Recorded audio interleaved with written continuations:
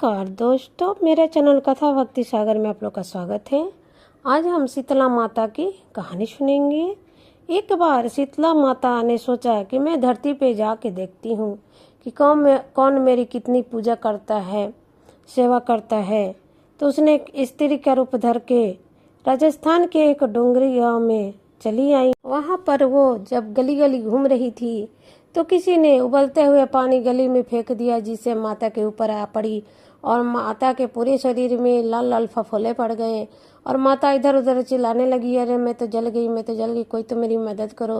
लेकिन वहाँ पर गांव वाले सब खड़ा होकर देख रहे थे, किसी ने भी माता की मदद नहीं की। एक कुम्हारिन थी जो गांव के बाहर अपने घर के बाहर बैठी थी।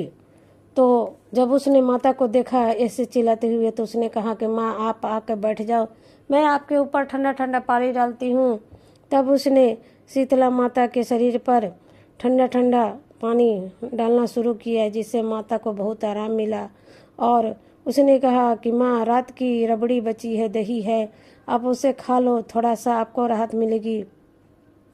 तब माता ने रबड़ी दही खाई और फिर उसने कहा कि तब माता ने कहा कि अब मैं ठीक हूँ, थोड़ा सा मेरे जुए निकाल दे। जब वो जुए निकाल रही थी तो कुम्हारिन ने देखा कि एक आंख माता के सिर के पीछे भी है। तब वो डर गई और कुम्हारिन भागने लगी। तब माता ने अपने असली रूप में आ गई, शीतला माता के रूप में, और उसने कहा कि तू डर मत, मैं शीतला माता हूँ, मैं घूमने आई थी धरती पे के कौन कौन मुझे कितना सेवा करता है, कितना पूजा करता है। तब वो कुम्हारिन रोने लगी, बोली माता मेरे पूरे झोपड़ी में दरिद्रता का वास है, मैं आपको कहाँ बैठाऊँ, ना कोई चौकी है, ना कोई आसन है। तब माता घर के बाहर गधे जो गधा खड़ा था उस पर जाके बैठ गई और एक हाथ में झाड़ू और एक हाथ में डलिया ले ली और झाड़ू से पूरे घर को बाहर दिया, दरिद्रता को, और डलिया में भर के बाहर फेंक दिया। बोली कि तू रो मत, तेरा आज से कष्ट सारा दूर हो जाएगा। तो उसने कहा, जब माता ने कहा कि मैं चल रही हूँ, तब कुम्हारिन ने कहा कि माँ आप मत जाइए, आप यहीं रहिए, इसी नगर में रहिए। जैसे आपने मेरे घर की दरिद्रता दूर की है, वैसे ही नगरवासियों की दरिद्रता को दूर करे। माता ने कहा ऐसा तो संभव नहीं है कि मैं हरदम रहूं, लेकिन फागुन मास की अष्टमी पर जो कोई भी मेरी पूजा करेगा अष्टमी के रात में, तो मैं ज़रूर आऊँगी, और मुझे बासी खाने का भोग लगाएगा तो मैं ज़रूर आऊँगी उस दिन। ऐसा कह के जब माता जाने लगी तो उन्होंने कहा कि देख, कल इस गांव में आग लगने वाली है, तू इस करवे का जल ले और अपनी झोपड़ी के ऊपर छिड़क दे ताकि तेरी झोपड़ी जलने से बच जाए।